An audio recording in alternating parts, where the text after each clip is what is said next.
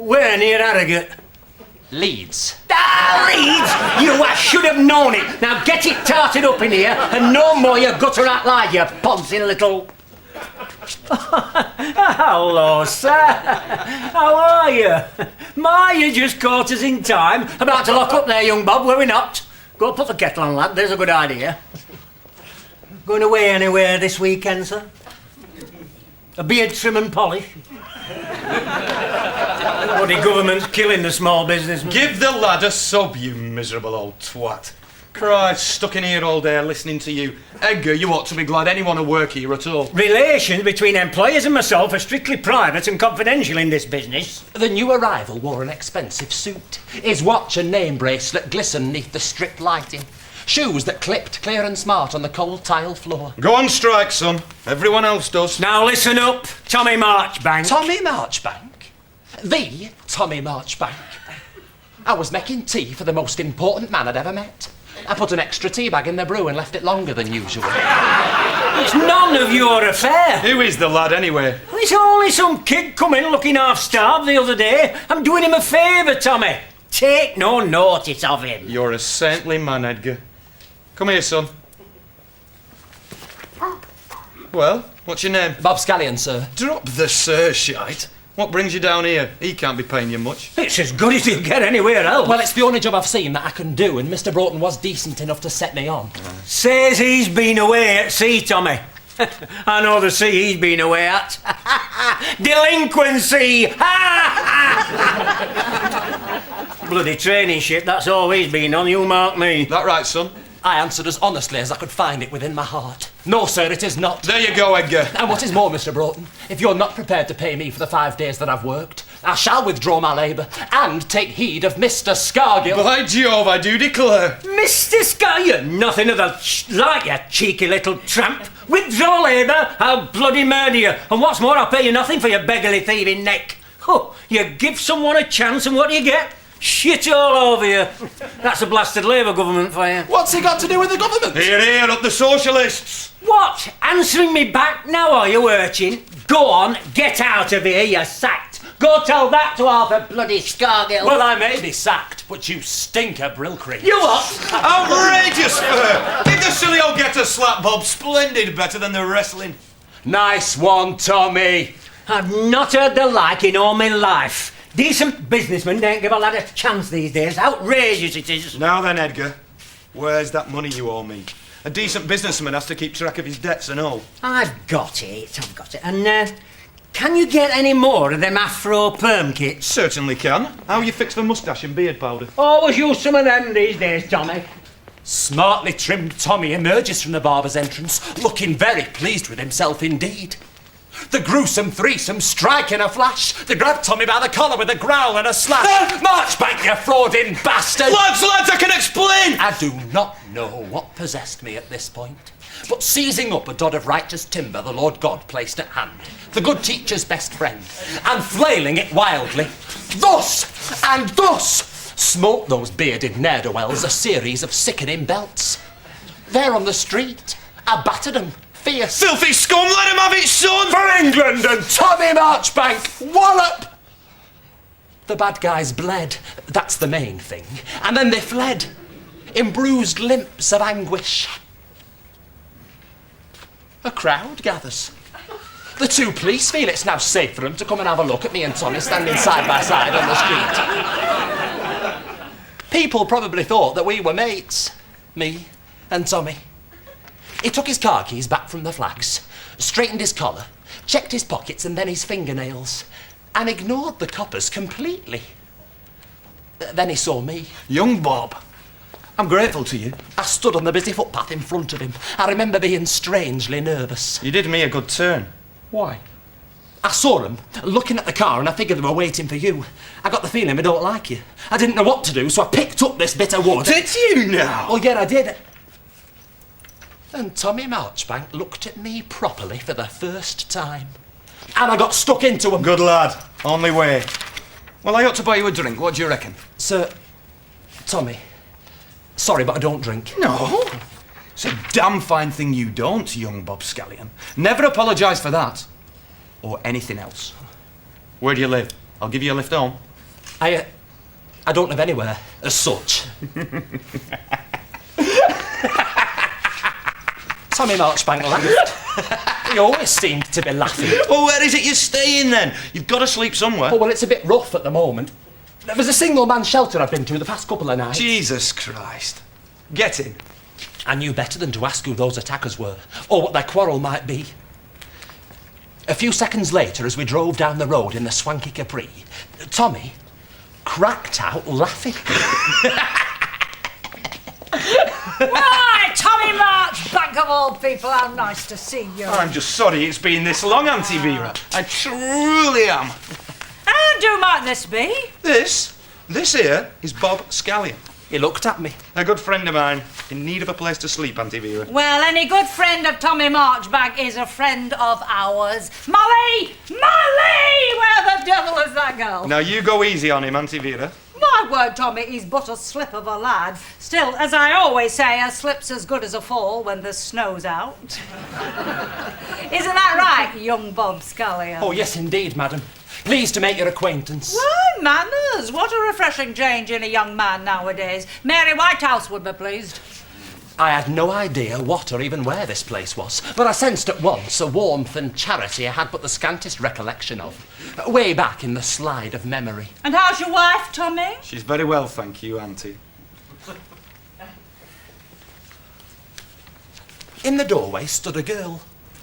Beautifully. What? Oh, you're awake, are you? Molly, young Bob Scallion. A good friend of mine. Again. He's going to be staying here for a while.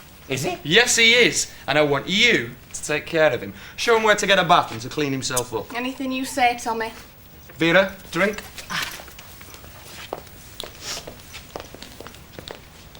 Tommy Marchbank strode into the hallway. It was mid-afternoon and all the girls were on prison visits. Hello, the house! Anybody home? Just me at the minute, Tommy, how are you? What do you want? Tea or coffee? Only I can't stop long. I haven't done the bedrooms or even started hoovering downstairs yet. Never mind hoovering. Come on, I need Anne dead quick. I've just had a phone call. I took my apron off and left my slippers at the door. What's coming down, Tommy? Business. We got in the Capri and set off. Yeah, me and Tommy in the Capri on business.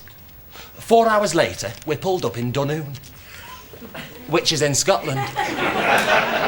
Scotland. Wonderful country.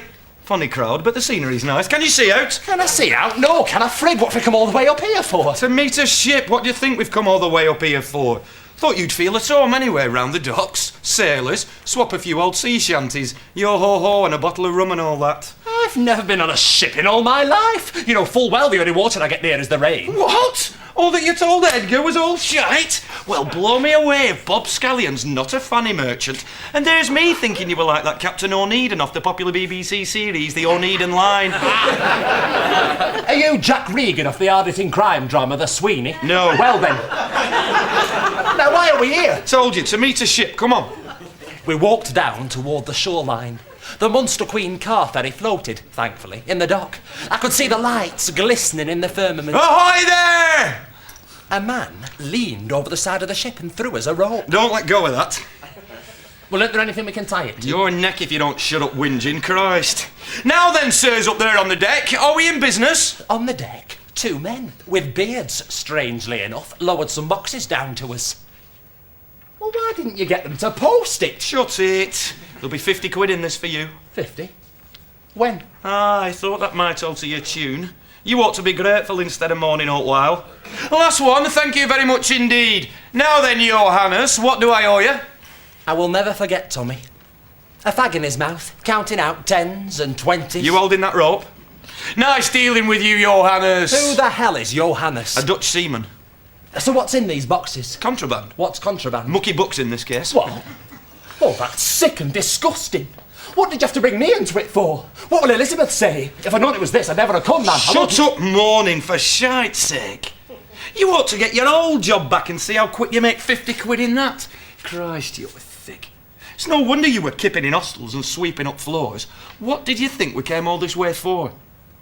I don't know. Never thought. You never thought? Well, you can lay that on a judge someday and see what he reckons. There ain't neither time nor space in this old world for I don't know, or I never thought.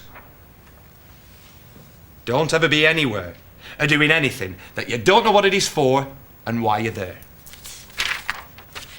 Nobody else has the job of looking after you, Bob Scallion. I look after me, and you look after you. And that's how it ought to be. That's our way, Tommy. Now get them boxes, put in that car, and shut up for once. Bob Scallion. You baffle me sometimes. You want to listen to your politicians. There's going to be an election soon. That Mrs. Thatcher knows what's what.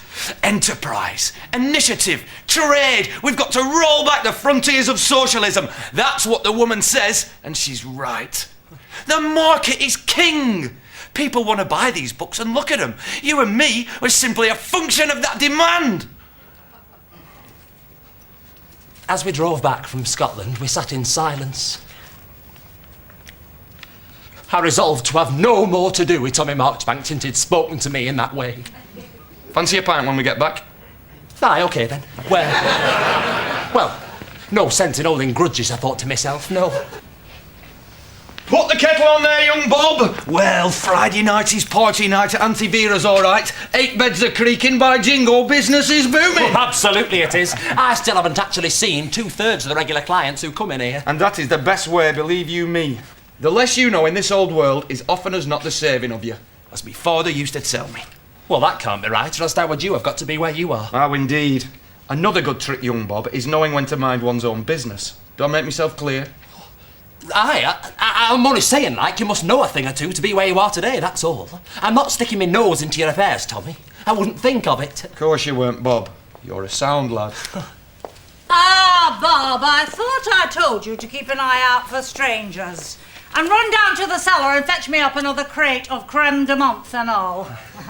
Good lad. Tommy, what brings you here? The love of you, Auntie Vera. And money. I haven't got it, Tommy, not just yet. Can't I wait and give you double next month? Come on, Vera. How can I run a business like that? If you don't pay me, how can I pay the bank manager? I've bought this house. I've set you and all the girls up in it, and I can land a lot of you back out on the street in a breath. Now where is the rent money, Auntie Vera? Tommy, please, listen. There's nothing to worry about. Things have just been a little bit quiet lately. It's all this bad weather we've been having. People don't feel like coming out as they would another time, and the run-up to Christmas is always quiet, you know that. Don't give me this shite. I'll be here at 4 o'clock tomorrow for it. Don't piss me about. You don't misunderstand me, do you, Aunt Vera?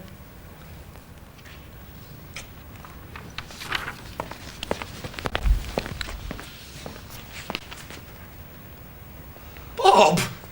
Bob, good to see you, son! This is Bob, he used to work for me. Let's go sit in the garden, eh, Bob? It's not hardly warm yet, Tommy, but if you want. So you didn't get collared with everybody else, then? Oh, no, not me. Too clever, Ailes, too. Aye, that's right, Bob. Listen, son, things are still a bit warm. Lot of fallout from this, if you get me meaning. Hardly surprising, Tommy. Thank God you and the Chief Inspector weren't there, that's all I can say. Aye, absolutely, Bob. They're going to be watching me like hawks for the foreseeable.